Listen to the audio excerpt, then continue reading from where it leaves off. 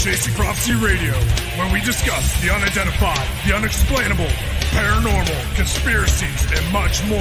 Starring your host and co-host, Jenny Nicasio, Sean Kelly, and Jason Sledgehammer Ian-Petro. Brought to you by UPRN Network. Now for your host, Jenny Nicasio.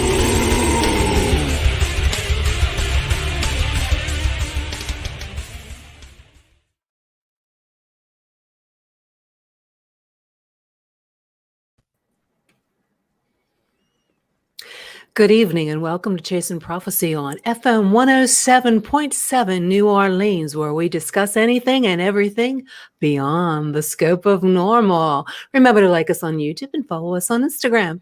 I'm Jenny Nicasio along with Sean Kelly and Jason Ian-Petro. Happy Thursday, boys. Happy Thursday. Boy, I just love that intro. I do too. The music That's is a hell great. of an intro. For this show, it's perfect.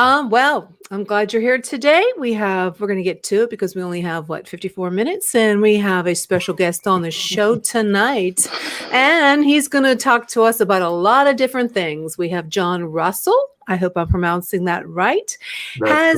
Great. He has been a professional psychic for over 50 years. He's a psychic reader, medium, certified tarot card reader, master paranormal investigator, and now published author. He's known internationally, and he provides psychic readings for clients for over 40 countries. For over the last 15 years, he's been a featured guest on many popular radio shows like Coast to Coast AM with George Norrie and the Leak Project. And I'm so happy to have him here. And he's also written a few books, and I'm not sure if he finished one yet, but he has Writing with Ghost, Angels, Spirits of the Dead, and Knock in the Attic. So I want to give a warm welcome to our guest, John Russell. Welcome to Chasing Prophecy. Thank you so much. Welcome, Hey, guys. It's awesome to be here. Yeah, Yes, I'm so happy to have you. So, John, tell us how you got into the paranormal world. When did you learn that you were a psychic medium? Oh, that's a good question. That happened when I was about 5 years old. And I was sound asleep in bed. And my parents had left a nightlight on in the hallway down the way, so if I had to get up at night, I could see. So in the middle of the night, I wake up all of a sudden completely wide awake. And I thought, well, maybe some noise woke me up, or maybe there's some racket or something. I laid there a little bit listening, and everything was quiet. And I thought, well, this is really strange because I didn't have any grogginess whatsoever. And I was just completely aware, completely wide awake. And I raised up on my elbows in bed and just kind of looked around the room, and I looked down the hallway. And in the night lights glow, peering around the doorway in the hallway was this elderly black gentleman. And I screamed bloody murder because my family's white. We didn't have anyone black living with us. And I presumed somebody had broken into the house. So when I screamed, he walked around the doorway and into the hall, came down the hall toward my bedroom, keeping eye contact with me. And this was not some phantom mist. This guy was every bit as solid as you or I. He was fully dressed. I can tell you what he looked like, what he had on. He had close cropped white hair, a white mustache. He wore a red flannel shirt, khaki pants. He had a black dress belt and black shoes on, and every bit as solid as you or I. And as he got closer, I screamed bloody murder again. As I heard my parents start to come running, he began to get translucent and then transparent. And then kind of like the Cheshire cat almost, he vanished from the feet upward till all that was left was his head, and then that vanished. And about that time, my parents got there. And I told them that there was somebody in the house, and my fright was so convincing that while my mother held me, my father actually went through the house, looked in the closets, looked under the beds, checked the doors and windows, and of course nobody physical was there. And so they tried to convince me that I just had a bad dream and to go back to sleep. And I knew better. I knew that I had seen someone, and then it dawned on me what I had seen, who I had seen. I had seen my first ghost. Now, that elderly black gentleman came for one purpose, and that was to open up the portal to my experiencing to date way over 1,000 physical paranormal manifestations, and then to also activate my psychic gift. And I discovered that he had opened that portal up when I began to have these physical manifestations of the paranormal happening. When I say physical manifestations, a lot of people hallucinate things, meditate things, dream things, envision things, whatever. these are things that we've caught on camera. We've recorded them. We've video recorded them. We've audio recorded them. We've caught photographs of them. Other people have witnessed them in my presence. So these are things that are actually literally happening on the physical realm. And to date, like I said, there's been well over 1,000 of these occurrences. And so I began to experience those types of things. And then a short time later, the way that I became aware that my psychic gift had been activated during this occurrence was some friends had come to visit my parents, and they drove up in the driveway, and I didn't know these people. So this car drives up in the driveway. I was out in the backyard playing with some kind of toy, and I ran inside and got my parents. I said, there's somebody in the driveway I don't know. And they said, okay, we'll come look. So they came out and said, oh, those are friends of ours. So they got out of their car and came up, and my parents were standing there, and they were all standing outside talking before they went in the house. So I was standing there with my toy kind of close by, kind of eavesdropping a little bit. And all of a sudden, I had this epiphany, like this vision. And I looked up at these people and I said, y'all just went on vacation. And I said, you took that car that's sitting in the driveway. You drove that car. And I said, you don't have kids with you today, but you have 2 kids, and you took those kids with you on vacation. And their eyes are all of a sudden starting to get wide. And I said, and you stayed in this hotel. It had 2 or 3 stories, and it was painted this color. And it had these trees that looked like this in front, spaced at regular intervals. And then around back, the pool area was blue with white chairs around it. And the guy was just kind of had this weird little smirk on his face, kind of bug-eyed. And he was kind of like looking back and forth at my parents like, what in the world? And the woman, her jaw was agape. Her eyes were bugged out. She was looking at me like I had cobras growing out of my head. And she looked over at my mom and dad and said, how the hell could he possibly know that? And they said, what do you mean? She said, how the hell could he possibly know this? And my mother said something like, well, you know, kids in their imagination. She said, kids in their imagination. She said, that's exactly what happened. We took that car with our 2 kids, went on vacation, stayed in this hotel that looked exactly like he described with the pool area and everything. And that's what we were coming over to tell you, was about our vacation. How the hell could he possibly have known this? And my dad was like, John, go play. And I was like, yes, sir. Nice to meet you folks. And off I went. And needless to say, they never came and visited my parents again. So that was when I discovered that I had the psychic gift, that I could tell where people had been. I could predict their futures accurately. I could have insights into their minds, their thoughts, their feelings, their circumstances. And then it grew from there. That's amazing. Wow, that's, yeah. Well, John, let me ask you this question. Sure. Being in the paranormal field and being intuitive and sensitive and psychic, I don't like that word. That's my own personal choice. Sure. Did you ever think about why Spirit sent you that black man? I know for your psychic abilities, but did you ever second guess yourself, or did you just continue going at it? Good question.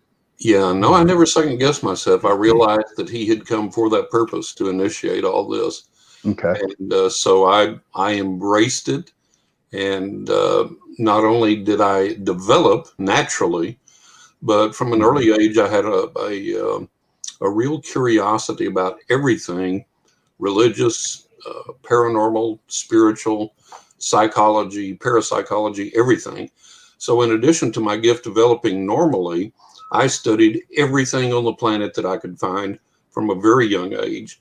And by the time I was 12, 13, 14 years old, I had read through an amazing amount of books and teachings and literature and all this type of thing. And my quest was, let's discover the truth. Because there's a lot out there in religion that does not work. There's a lot in the paranormal that does not work. A lot in spirituality that does not work. Sounds good, but it doesn't work. And so my big deal was, let's find out what does work and what doesn't work. Let's discard what doesn't work, keep what does, and see if we can make it even more accurate, even better, even stronger. And so that's been my life's mission all the way through. And that's why I also became a paranormal investigator. Was I wanted to investigate everything I could, see what I could learn from it, and see what insights it could give me and how that could help me grow so that I, in turn, could help others. So, Jason, your thoughts? Yeah, I wanted to kind of feed off of Sean's question a little bit. Sure. So when you started to realize you had this gift of psychic abilities, do you think that that's something that people are born with, or do they, like you encountered that spirit? Is it something that happens like, a spirit comes to you and it activates it, or Right. do you think it's Right. just all natural? Like you have it, but this person doesn't, but this person might be born with it, or you know what I mean? Like, I do, Jason, and that's a good question. I think that everybody is born with some degree of psychic ability. Now, to clarify that, it's like some of us, well, all of us are born with some musical ability, and some of us will sit at the piano and as far as we'll ever get is chopsticks. And then somebody else will be Horowitz, right? mhm. So, in my experience, it's been the same way with psychic gifts, paranormal abilities. We all have them to a degree, and we all reach a point where we plateau. So, some people are never going to get past the point where the phone rings and they go, "Oh, that's Aunt Jenny calling," and it is, but that's as far as they'll get. And then other people can have more and varied experiences, be able to accurately predict the future for people, be able to accurately predict future circumstances, and so on and so forth. So we all have it, but it all is all to a degree. And then again, it all depends on how much the person who has it, how much effort they put into it, how much training, effort, and dedication they put into it.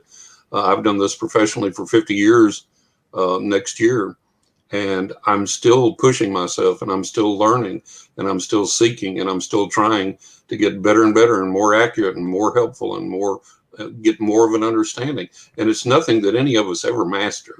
That's just, it just doesn't occur. But we get to the best degree that we can. We walk in the light that we have, and we try and get that light to the people to help them. See, I believe. I'm sorry, Jenny. Go ahead. No, that's okay. I was just gonna get to the comments. That's go ahead and finish your thought. See, what I believe for me, what happened, long story short, 1983, I was taking a drug called Antabuse, and I died. Okay. And I was pronounced dead for 10 minutes. When I came back, all of a sudden, I started to see things, hear things, and feel things that weren't there. And it really, really bothered me. And then a couple of years later, I mean, I went to priests, I went to ministers, I went to pastors, because I couldn't figure out what the hell was going on here. And then I realized someone very dear to me in Florida said to me, she goes, you're considered a walk-in. And I said, what the hell is a walk-in? And she told me, she said, whenever something drastically happens to you or you actually had a near-death experience, your old spirit leaves your body and a new one jumps in. And then when I heard that, then I started to put two and two together. But what's crazy is that I was 21 years old when that happened. And, I can't remember my childhood. I don't. It just comes back in spurts. It's not like I knew where, school and my friends back then. Right. It's just like whenever that happened, it was like my past was, erased. Is that anything happened to you like that? No, it never has. And I'm familiar with the concept of walk-ins. I'm not sure that I entirely buy the concept of walk-ins, but I think that a lot of times when we undergo traumatic experiences, that it does activate our psychic gifts. People have been struck by lightning, become psychic. People like you have had died for a while, come back, their psychic gifts are activated. A lot of other things. People get in car wrecks and all of a sudden they're psychic. So that I understand.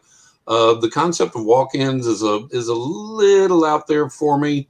I think that maybe what happens is that people undergo trauma, and maybe certain parts of their memory are somehow impaired a little bit from that trauma.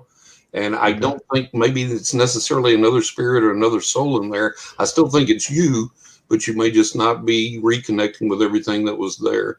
So that's my take on it. That, and we'll go down to Starbucks and shell out $5 to get a cup of coffee. But where do you live? We'll go.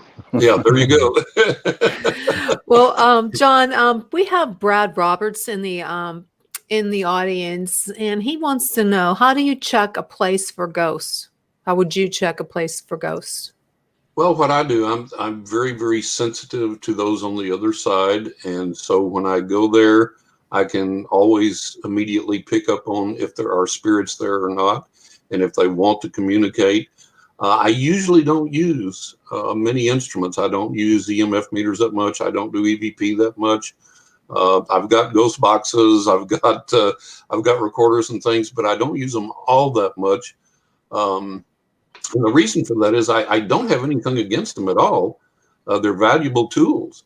But in my mind and in my way of thinking, I carry on complete two-way conversations with these ghosts, Hmm. with these spirits. And they're long and they give me information that can be validated, for example. So for me to use EVP and I might get 3 words and we have to play it 15 minutes to agree on what it says, that's regression for me. Okay.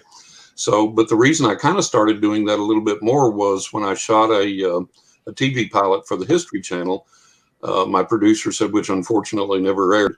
My producer and I became friends, and we continued to work on other TV projects. And he said, "Listen," he said, "would you do some EVP for me?" And I said, "Well, why would I do that? Because that's a regression for me. I have Mhm. two-way conversations with these spirits in my head, as you know from shooting the pilot." And he said, "Yeah, but," he said, "the person that's watching the program is not privy to that two-way conversation in your head with the spirits. But Yeah. if they hear, I'm here on the recorder, oh, Mhm. wow, did you hear that?" And it gives them something they can hang their hat on then. So I begin to understand that. So I kind of use it in that manner. But for me, if it's just myself and it's somebody that already has experiences there and they're not needing something that evidentiary, I usually don't use any equipment. It's just me.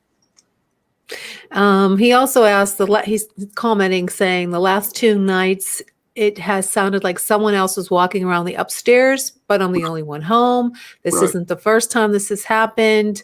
Um, and I've never heard voices of any kind. My Mhm. building was built around 1900. I don't know the history or if anyone died in the building. So Yeah. that's what he had to say. Yeah, let me address that real quickly. I don't think it's a relative of his. I'm not picking that up at all. I'm picking it up as somebody that was there beforehand, and they want him to know that they're there. Mhm.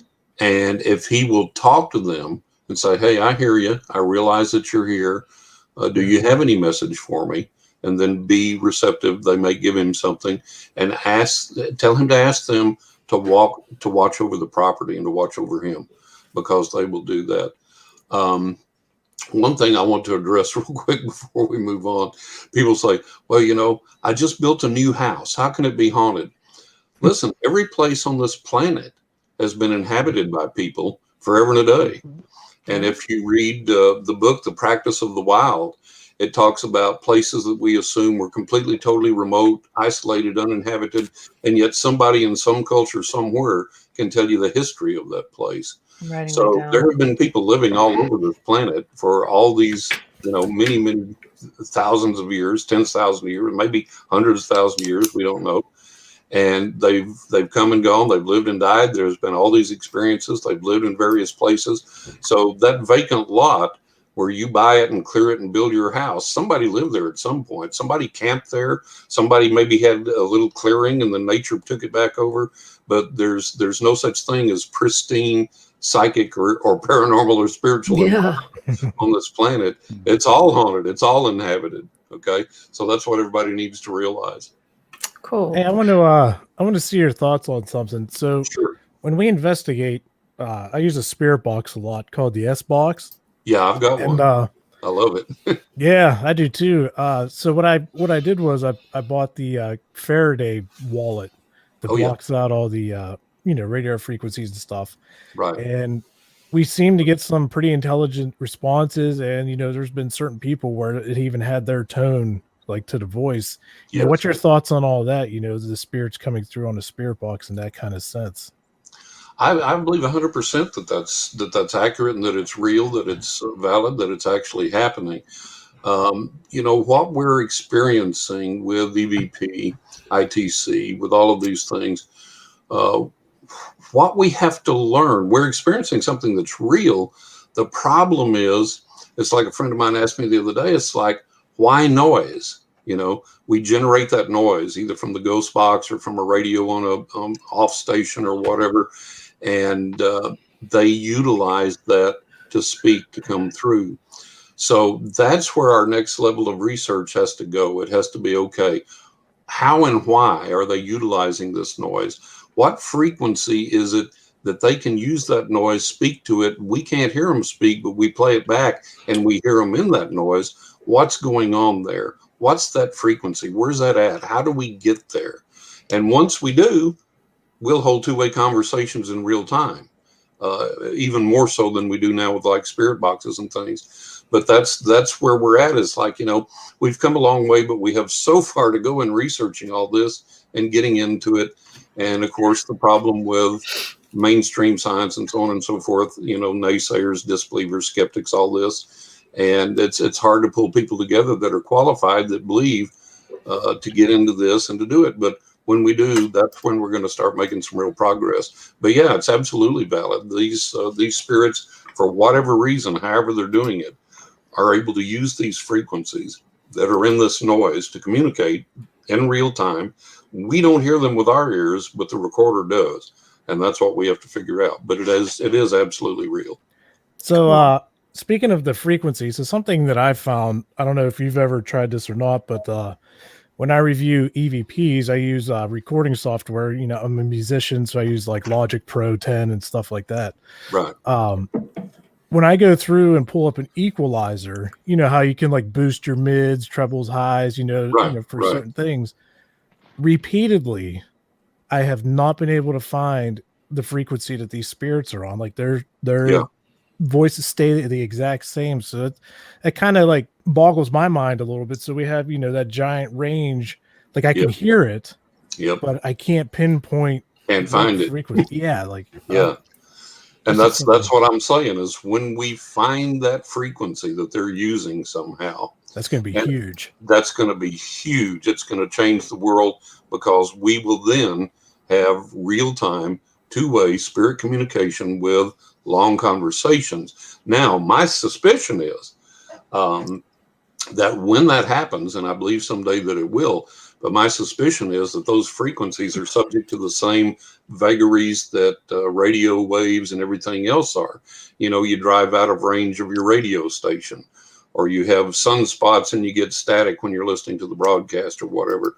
And I had a friend one time that was a ham radio operator, and we would go to his house. I grew up in West Texas. We would be in West Texas, and on a good night, when all the conditions were perfect, we would talk to somebody in Australia, and it sounded like they were right in the room. And we'd have a 15-minute conversation.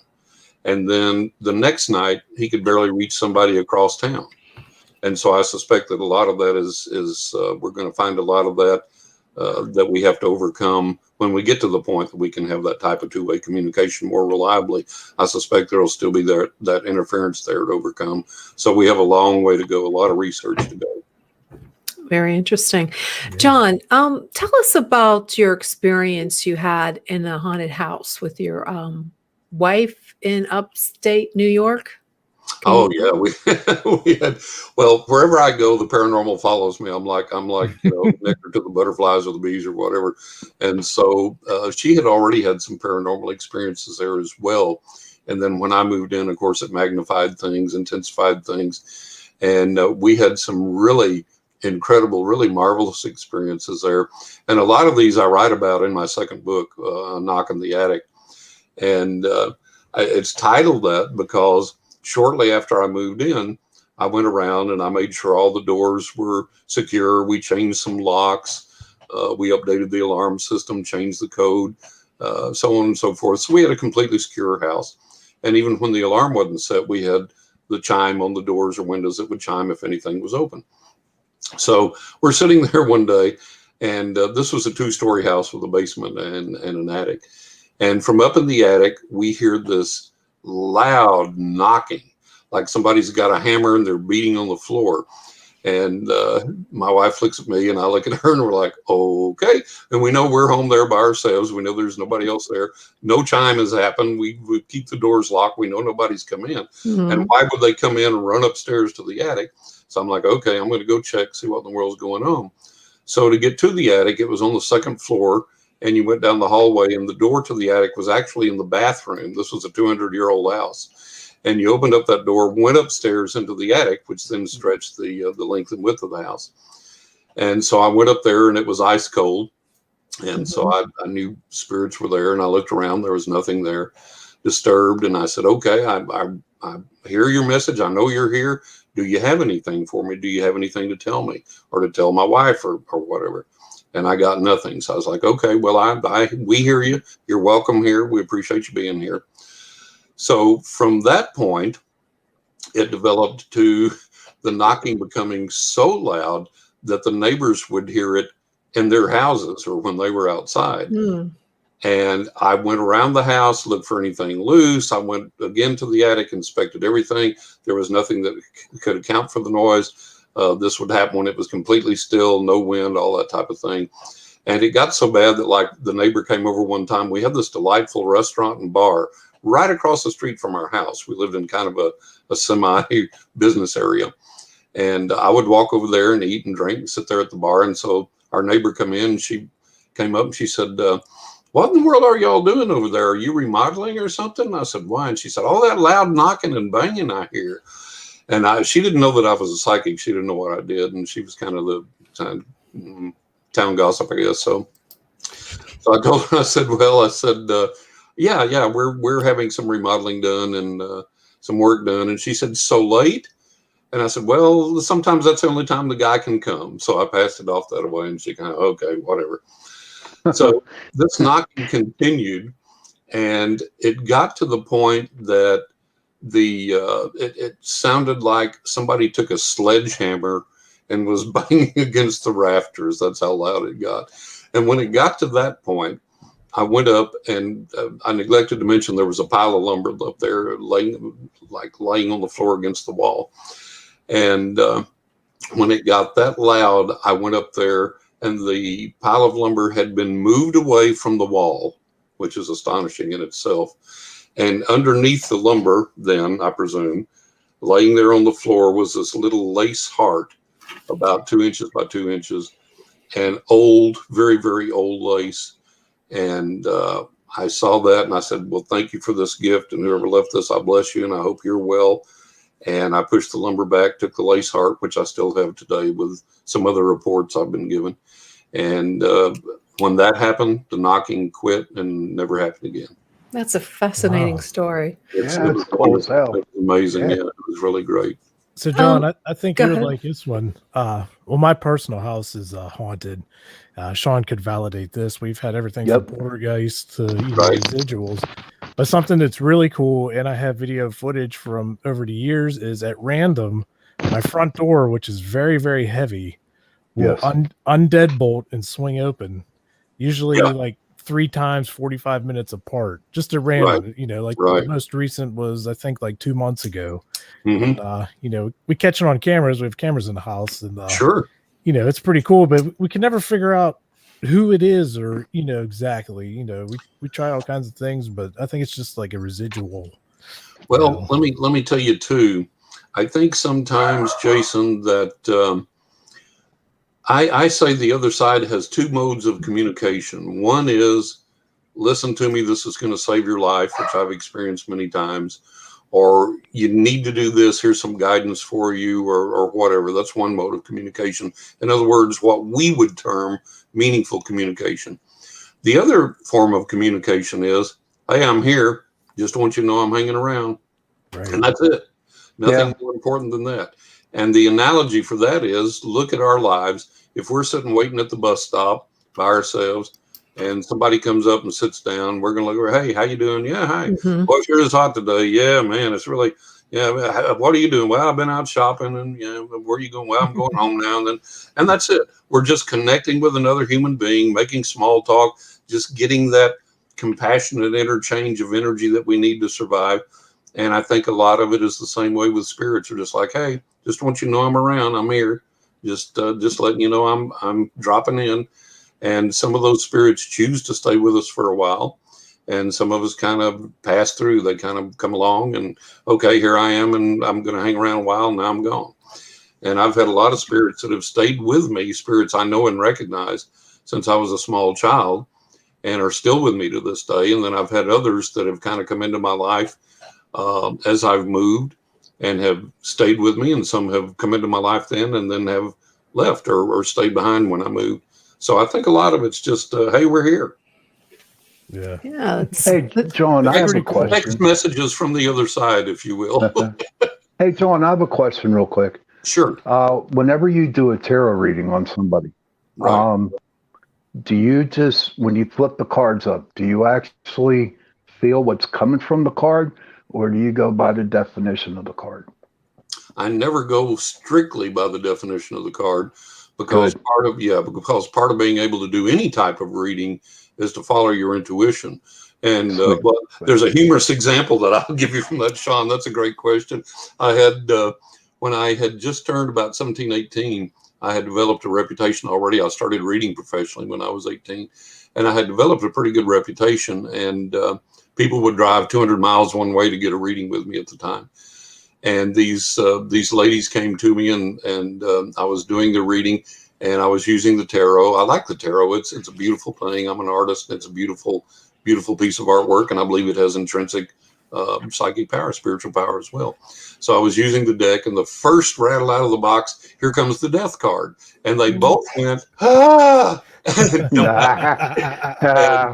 And what happened was, that was one of the main questions that they had come to ask. They had this relative that was ill, and their question was, are they gonna die? Are they gonna be okay or whatever? And here comes the death card. So this is the prime example of not going by book interpretations, because I asked them why the reaction. They told me, and I said, no, listen. I said, the death card has many meanings, a literal death, but it has figurative death. It has other meanings as you grow and experience education as a psychic and as a reader. You learn that a card can have 20, 30 meanings. And I said, what you have to understand here is that this simply means a passing away of something, not the person and not an individual, but of a circumstance. And so they were like, oh, well, thank God, thank God. And then come to find out in the reading, I was able to tell them that I saw the person recovering, getting better, and so on and so forth. And through feedback, that's what happened. So you learn you learn the rules to break the rules, as the old saying goes. You learn the book meanings of everything to guide you, to help you when you're a beginner and to help you get there. And then if you advance at all, then you have to go with intuition. You have to be led by spirit.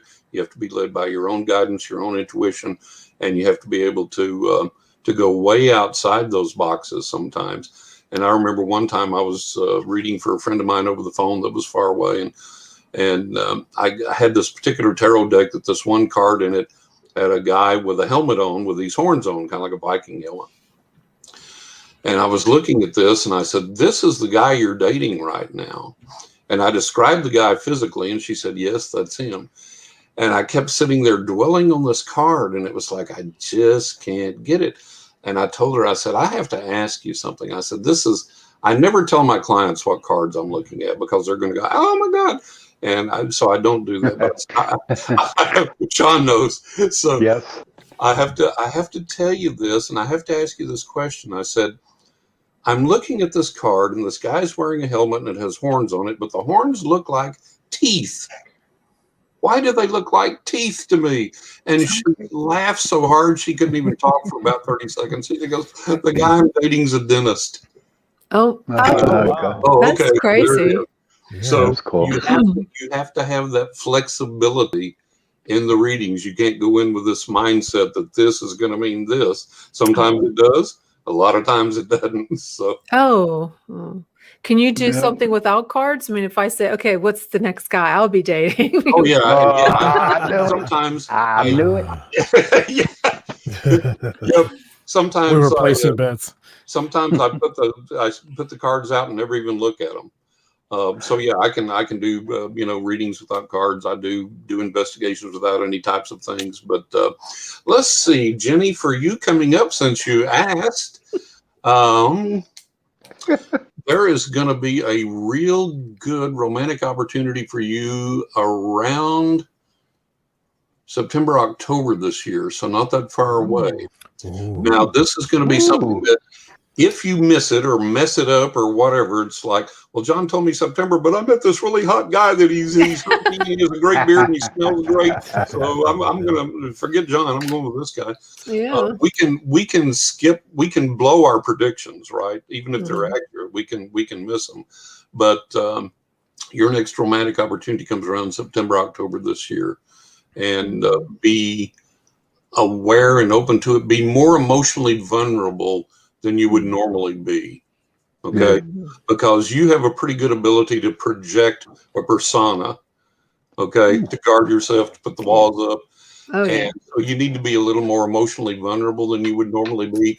Not naive, not gullible, not you understand what I'm saying. And look for a person that immediately connects with you on that intellectual, emotional, spiritual level. Okay. And then everything else, all the physical, all the fireworks, everything else comes after that. That's there you go. Oh, there we go.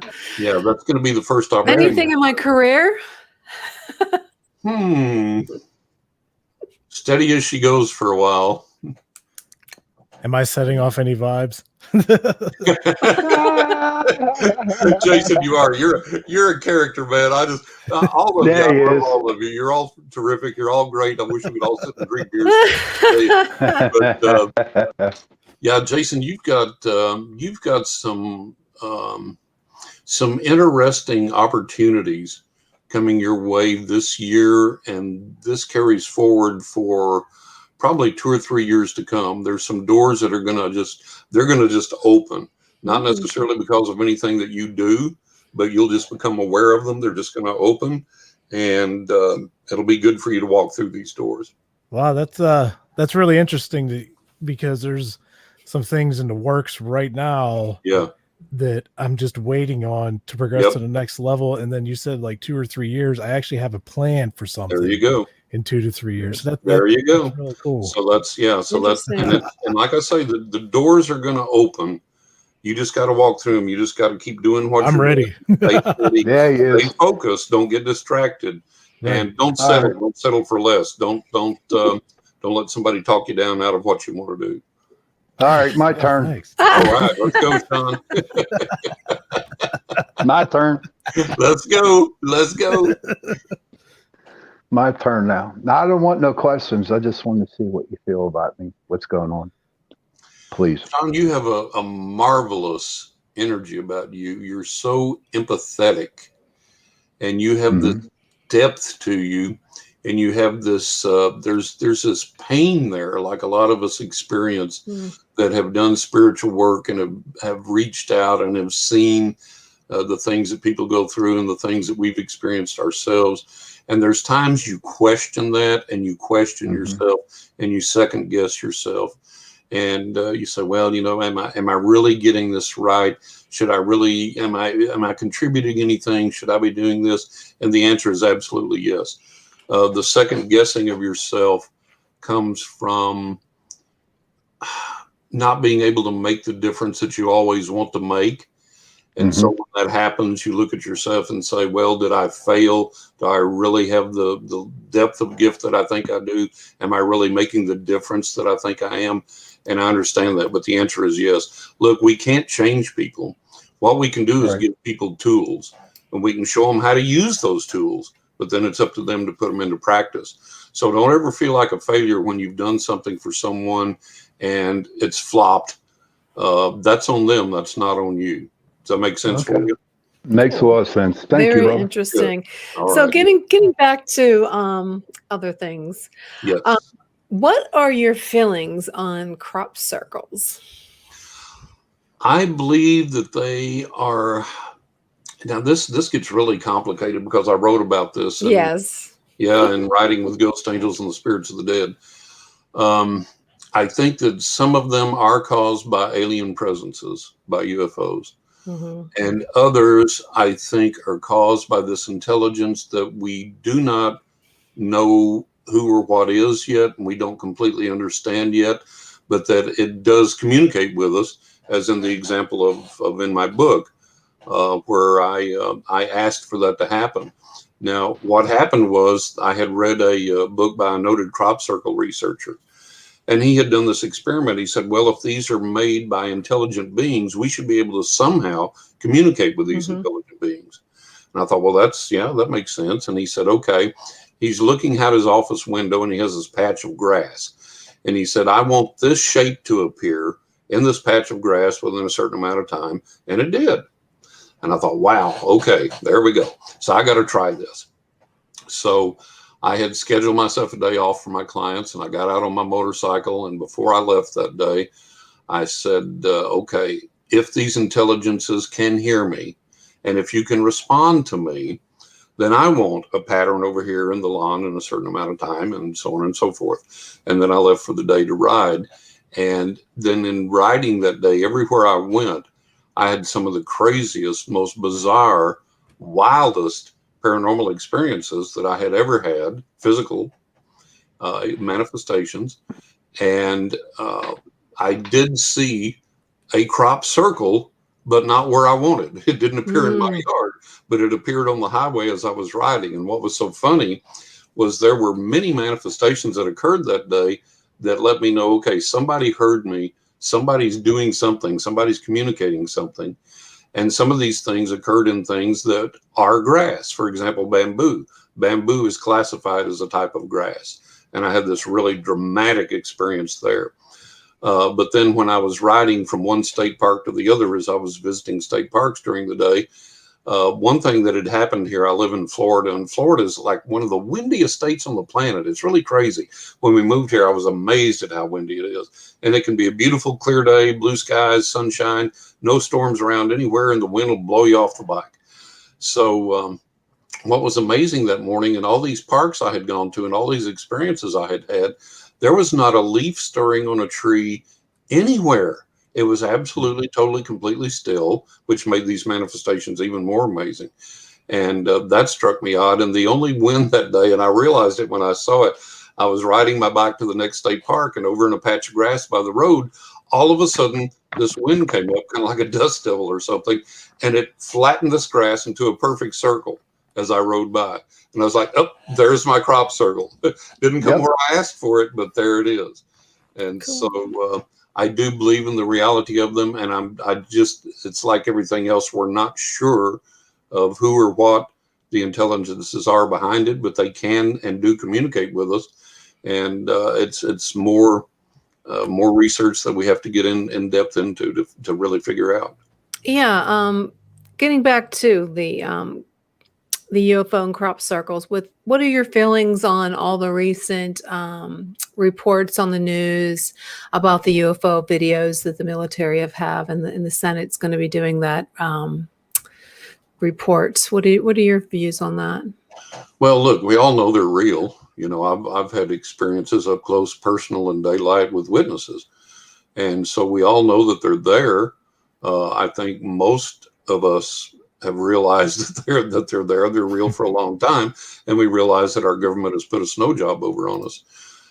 As far as the videos have come out, yes, they're absolutely authentic, but what they're doing is spoon feeding us the blurry, low res. Yeah, Sean. Yeah, very much. Yeah, Yeah, and I saw the other day someone that I know is completely credible, talking to someone that I know is completely credible, state that they have 4K high-res photos of these crafts 50 feet away from the fighter jets. Okay. Real quick, we have a caller. Okay. Let's see if I can turn the volume up. Go ahead, Kelly. Kelly, can you hear us? Kelly, can you hear us? Go ahead. Yes. Can you hear me? Yes. Go ahead with your question. So I just had a question just relating to like the readings, like what my future predicts or anything like that. Okay. We've got such a short time here, so this is going to be the down and dirty version, you know. But You may not be planning this or it may not have dawned on you, but I would consider a move within the next year or two. There needs to be a physical change for you, and a move looks like the really appropriate, really great thing for you to experience. And there's something there that you need, that you're in a rut, you're not achieving what you need to achieve.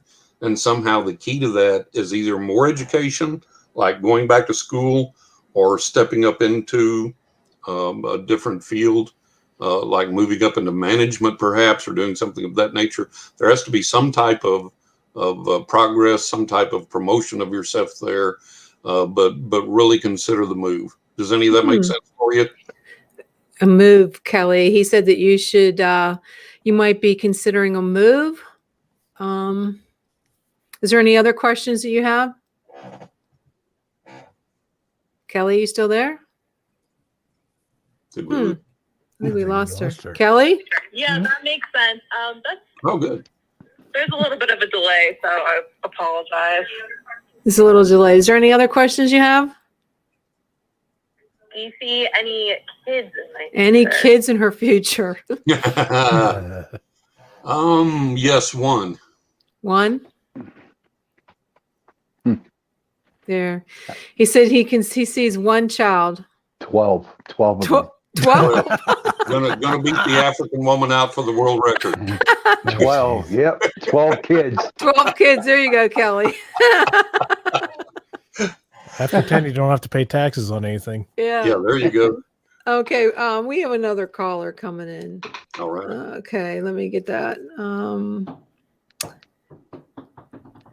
Hello? They must have hung up. Hello? Oh, I got to stick them on. Caller, you're on the air. Hello?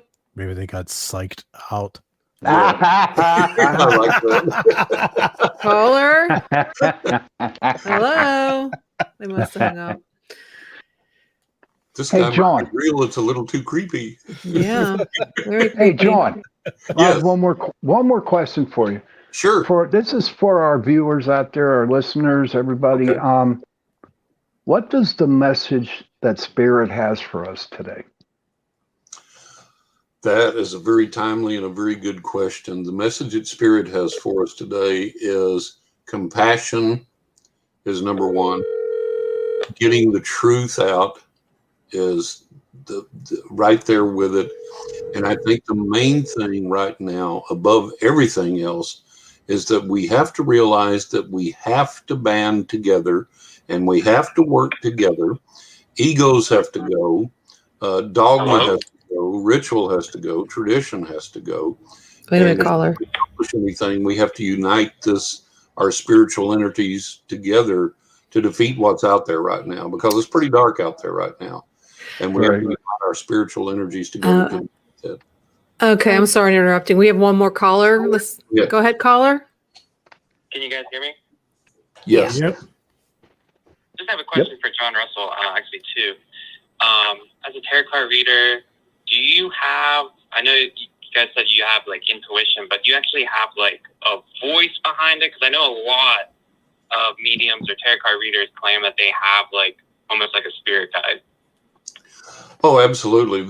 I believe in the intrinsic ability of the cards themselves, but I'm led by my guides, by the spirit energy that I have, by my psychic gift, by the guides of the people that I read for. There's a vast network there.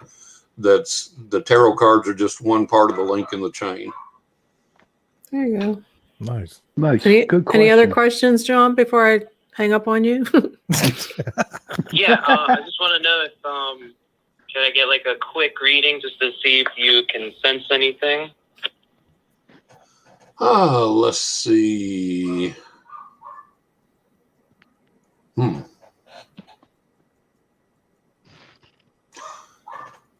I don't. It's really strange. There's this like this kind of void around you right now, where like, and let me explain that a little bit better. What I'm saying, it's like it wouldn't surprise me if you just completely pulled away from the life you're living and went off and did something completely different. It's like there's almost this disconnect there with you. to just, people say like, man, I want to do something else. I want to go someplace else, be something else. I just want to leave it behind and go. And that's almost the feeling that I'm getting around you right now. And I think if you do decide to do that at some point, it'll be good for you. That change of pace would be good, and you can kind of reinvent yourself and kind of really connect more with what you feel like you really are called to be and what you really want to be doing, and exercise some of those creative gifts and things that you have inside. Does that make sense for you? Does that make sense, John?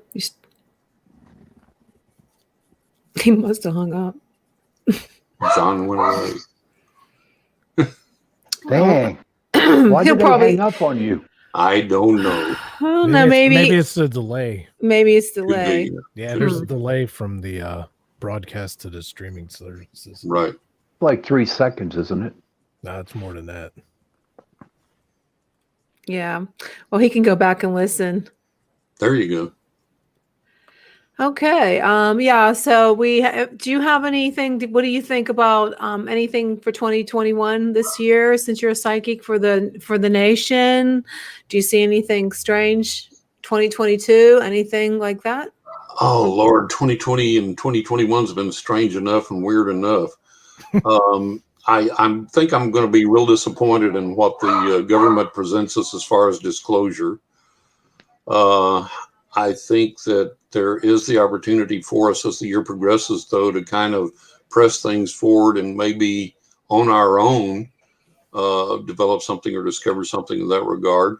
I think that now that everything's opening up, people are getting back together. This is a great opportunity for us to raise our spiritual consciousness together, reconnect, like I was talking about, group together, get our power back together, and start fighting some of the darkness that's out there and get back on an even keel. It doesn't matter what your political persuasion is, because I think both parties always abandon us. One may be better than another for a short period of time, but it's like I always tell everybody, it doesn't matter who you vote for, go see what the price of milk is at the grocery store. It doesn't trickle down. It doesn't help the common folk, so to speak. And so I think more than ever before, we need to realize that people have protested, that hadn't worked. We've rioted, that hadn't worked. We've voted, that hadn't worked. We've done this, we've done that. But you know what's missing in all of this, and the voice that's missing in all of these things? The spiritual power. When we come together in a meaningful way, link that power up and release it and use it. And you have to learn how to do that. It's not automatic. Mm-hmm. You don't open the prayer book and go blah, blah, blah, blah, blah, amen, and close it, and things change. It doesn't happen, right? But you have to be taught how to do that. You have to learn how to work together and to release that power. And that's where our hope is. And what's been absent in all of this, you don't see any of the big spiritual leaders. You don't see any of the churches. You don't see anybody coming out and saying, hey, we got this. It's okay. And so there's this big lapse there in our spiritual life. And we need that reintegration. We need that reawakening, but we need it in a meaningful way that works. Like I say, you don't open the prayer book, read it, shut it, everything's okay. You don't get out the tarot cards, lay out a spread and go, okay, I'm good now. It just don't work that way. It takes learning, understanding, the ability to practice these things. And there are some people that have the ability to connect with this, to utilize this, to make this happen. And there are some people that just don't. And the people that have the ability to make that happen need to get together and focus, and we need to start working on making this thing better. The problem that always occurs when that happens, ego. Mm-hmm. Yes. I want to be the center of attention. I want to be the one that calls the shots. I want this technique instituted. I want us to use that and not this. I want us to meet at my house, not his house, not her house. And so we have to get past all of that. Don't mean to interrupt you, John, but we're going to have to wrap it up. Where can someone find you to get a reading? If they want information about me and to get a reading, go to johnrussell.net. And it's got all the information there that you'll need. It's got over 80 client testimonials, my credentials, all kinds of things there, the way to pay and so on and so forth. Schedule your reading. All that's there at johnrussell.net. Great. Well, thanks again, everyone, for joining us tonight. It was great to hear you. So make sure you like us on all the platforms. It was a great night. Thanks again, John, for Yes. joining us. Thank you, And John. It's been delightful. Thank you, John. I appreciate Very it nice so Thank much. you. talking to you. Thank you. Thanks for joining Chasing Prophecy. Have a great night, everyone. Bye bye.